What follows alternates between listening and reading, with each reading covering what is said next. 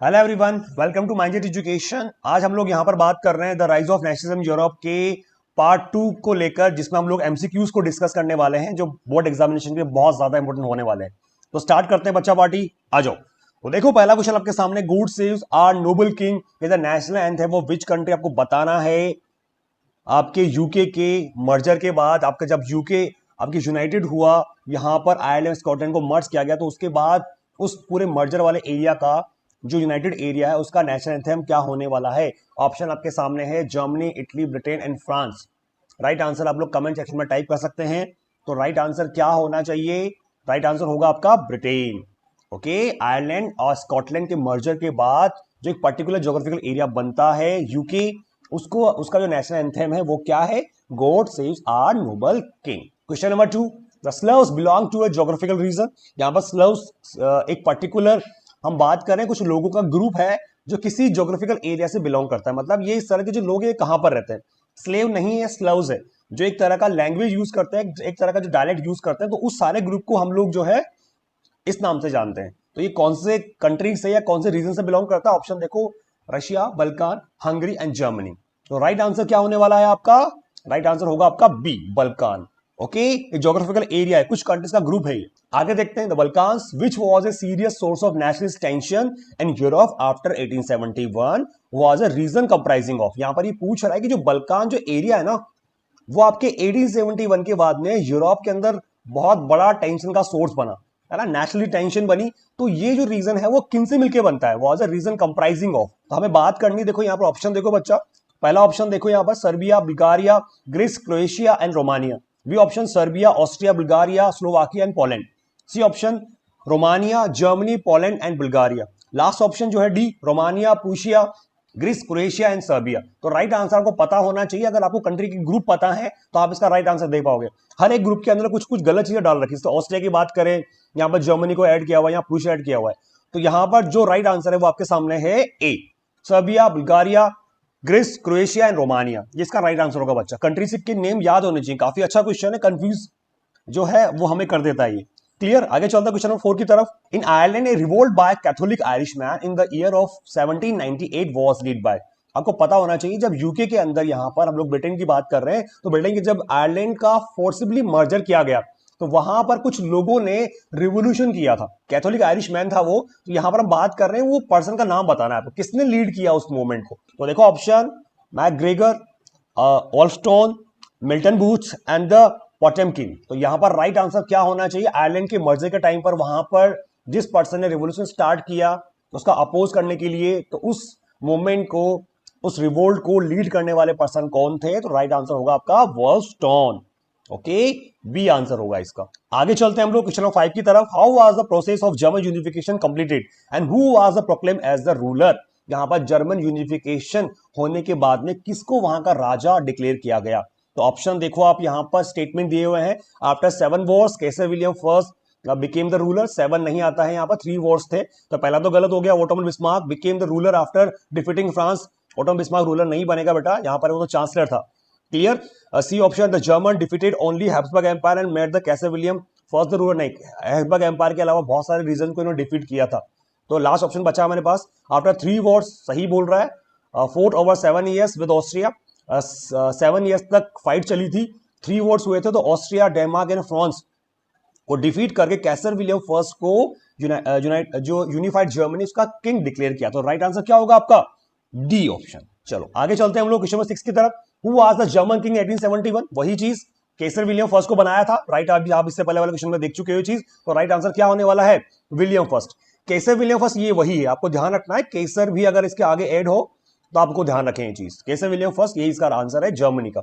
अब आप लोग क्या है ना, इटली और जर्मनी के किंग में कंफ्यूज होते हो, तो आप लोग ध्यान रखें, जर्मन किंग जो है यहाँ पर ये कैसर विलियम है।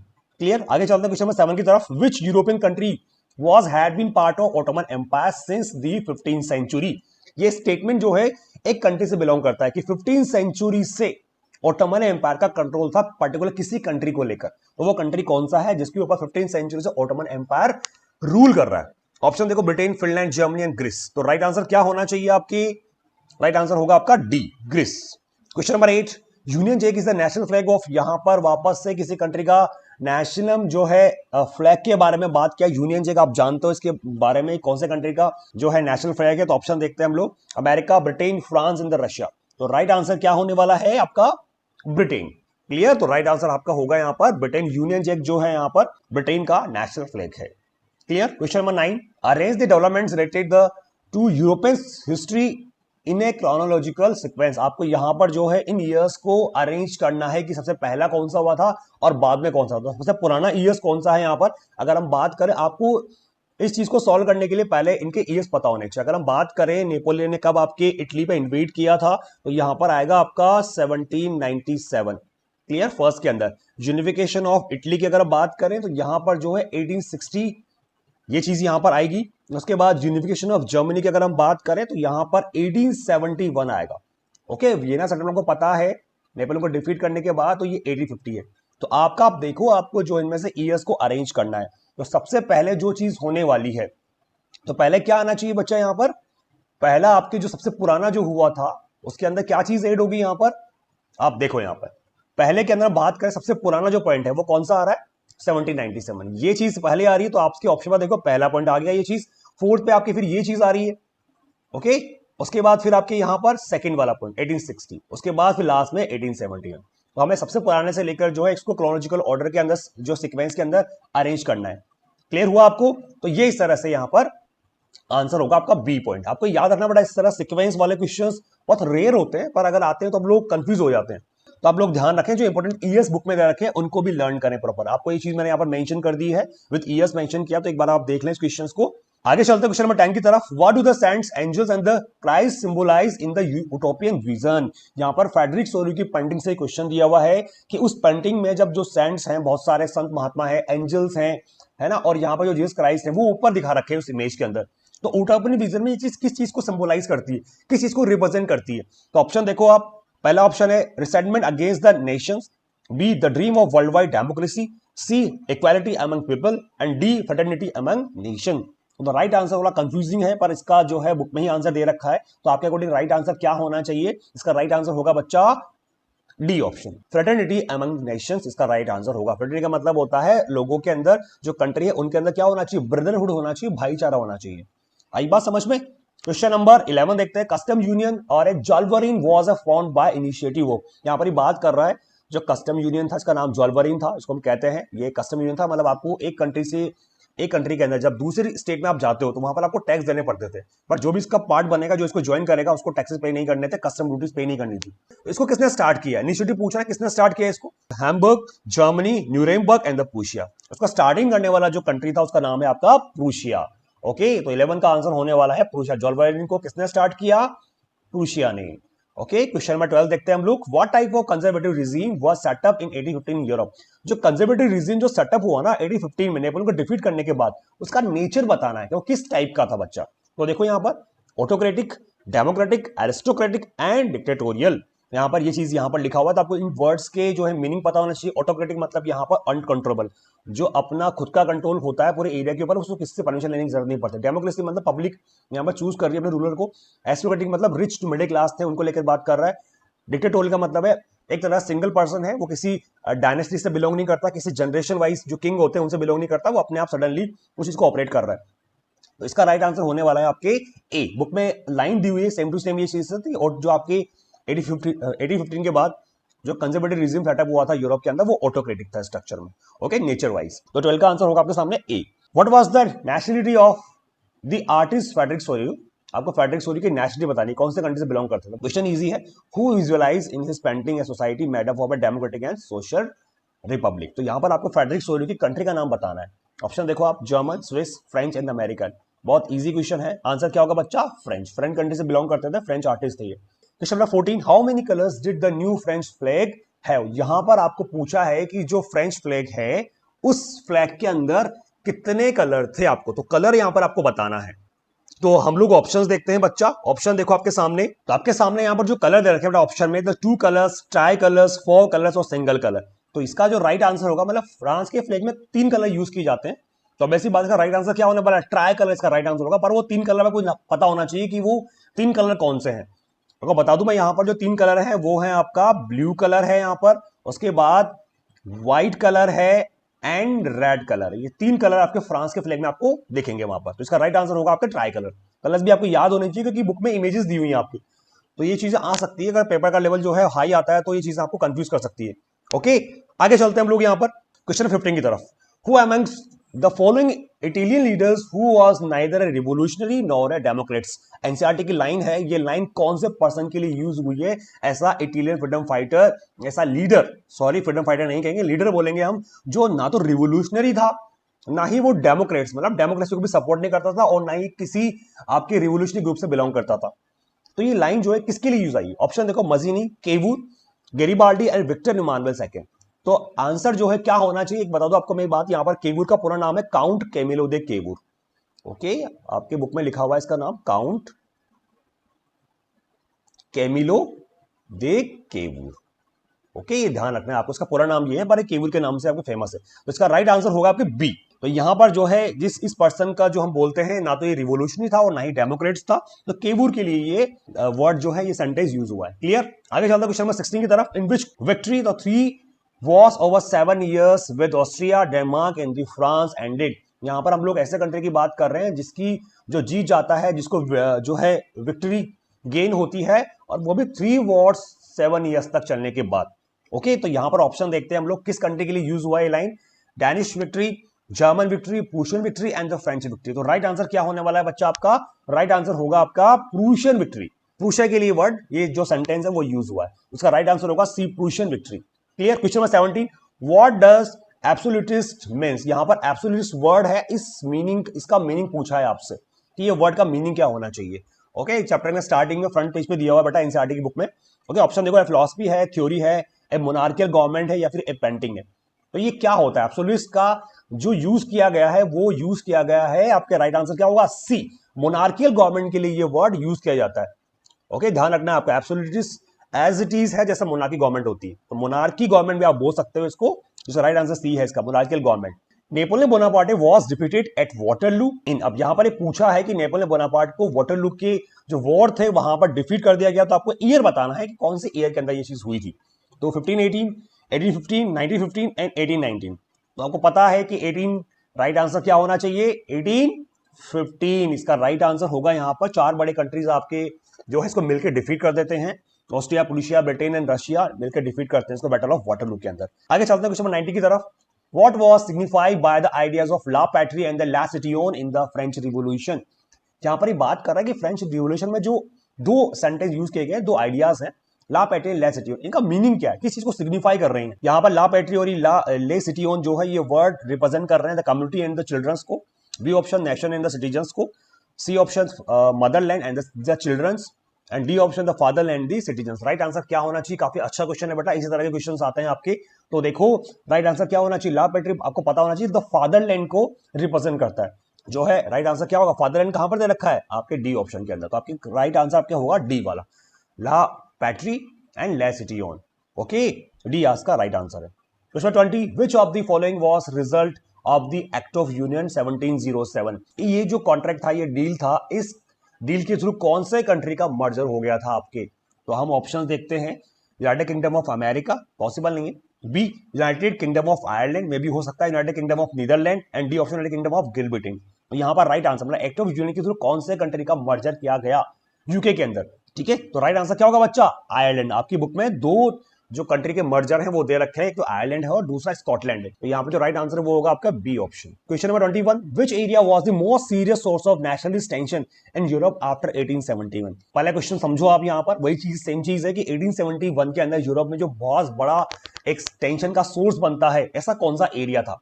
तो ऑप्शन देखो आप, Germany, Italy, Balkan and the United kingdoms. Answer को पता होना चाहिए क्या होगा राइट आंसर। नहीं पता तो आंसर देखते हैं हम लोग। आंसर होगा आपका बल्कान रीजन। बल्कान रीजन यही है आपका national tension Europe after 1870। NCERT की लाइन है और इससे उठकर क्वेश्चन आता है, लॉन्ग में भी ये क्वेश्चन आता है बच्चा, ठीक है, लॉन्ग आंसर टाइम में भी इसका क्वेश्चन आता है बल्कान रीजन को लेकर। तो आपको इस, अगर यहां पर हम बात करें विच area was the most serious source of national tension in Europe after 1870, explain in your own sentence. अगर इस तरह क्वेश्चन में आता है तो आपको बल्कान को पूरा एक्सप्लेन करना है कि किस तरह से ये ऑटोमन एम्पायर से फ्री होता है। Next 22, what does the term universal suffrage means. अब आपको यहाँ पर जो यूनिवर्सल सफरेज का मीनिंग बताना है, आप छोटी क्लास में भी पढ़ चुके हो सफरेज का मीनिंग क्या होता है। तो यहाँ पर ऑप्शन देखते हैं हम लोग, यूनिवर्सल सफरेज का मतलब क्या है? The right to vote and get elected granted only to man. Option 2 देखो यहाँ पर, the right to vote for all adults, the right to vote and get elected granted exclusively to property owing men. D option, the right to vote and get elected granted only to educated men and women. यहां पर ये बात कर रहा है कि suffrage का meaning है यूनिवर्सल लग गया है। अगर सफरेज की बात करें तो राइट टू वोट है, बट यूनिवर्सल मतलब सभी को मिलने वाला है। तो बेसिक बात है, राइट आंसर क्या होने वाला है? राइट आंसर होगा आपका the right to vote for all adult. ठीक है, इसका आंसर होगा बी, ऑल एडल्ट्स, मतलब मैन एंड वुमेन सभी आ गई। यहाँ पर पर्टिकुलर मेंस के लिए यूज हुआ था। यहाँ पर प्रॉपर्टी ओवन जो वाला वर्ड यूज किया गया, यहाँ पर एजुकेटेड यूज किया है, प्राइवेट और ये चीजें यूज करी, सभी को हो गया, चाहे वो किसी भी सोशल क्लास से बिलोंग करते हो, रिच हो या पुअर हो, ओके, मैन हो वुमेन हो, सभी को मिल गया चीज। क्वेश्चन नंबर 23 पे चलते हैं हम लोग। What lead to this abolishing of tariff barriers in the German confederation of Europe and the reduction of currency. आपको ये बताना है कि जब टैरिफ बैरियर्स को खत्म किया गया है ना, जर्मन कॉन्फेडरेशन ग्रुप था जिसको नेपोलियन ने बनाया था। तो जर्मन कॉन्फेडरेशन के कंस्ट्रक्शन के बाद यूरोप में करेंसीज की कंट्री जो करेंसीज जो थी वहां पर उसकी जो क्वांटिटी थी उसको भी रिड्यूस कर दिया गया और टैरिफ बैरियर्स खत्म कर दिए। क्या चीज बनी थी?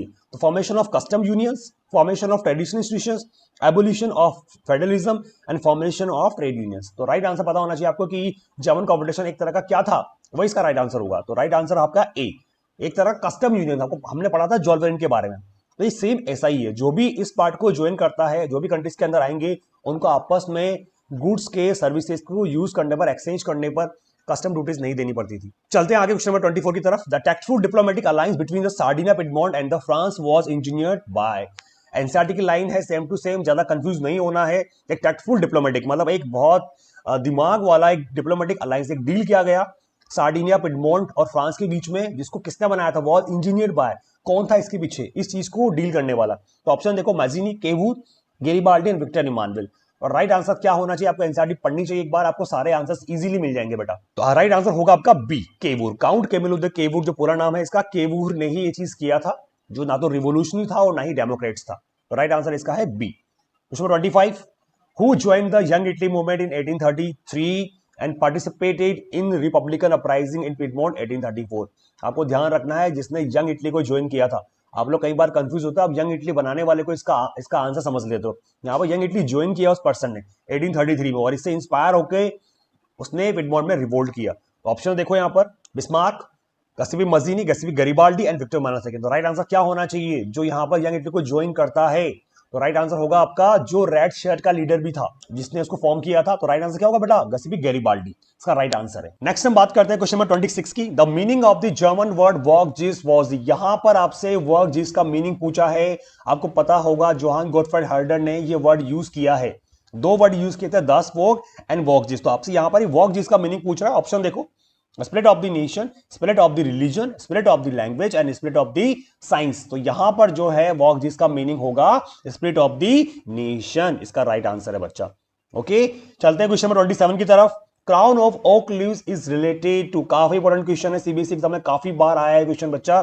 यहां पर जो ये क्वेश्चन है, जर्मेनिया जिसको पेंट किया था आपके फिलिप वियट ने, तो उसने जो क्राउन वियर किया हुआ है वो किस चीज को रिप्रेजेंट करता है उसके बारे में पूछा। ऑप्शन देखो, पीस को रिप्रेजेंट करता है, B option beginning of a new era को रिप्रेजेंट कर रहा है, सी ऑप्शन हीरोइज्म को शो कर रहा है, या डी हॉनर को शो कर रहा है। तो राइट आंसर क्या होना चाहिए? क्राउन ऑफ ओक लीव जो है वो इसका राइट आंसर होगा सी, हीरोइज्म को रिप्रेजेंट कर रहा है बच्चा।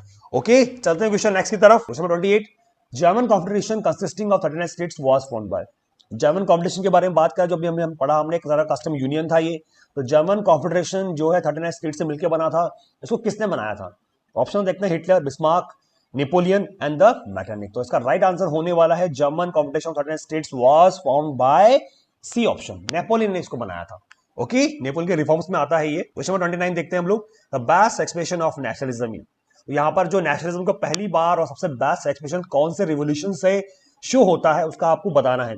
French revolution, German unification, Greek revolution and American war of independence.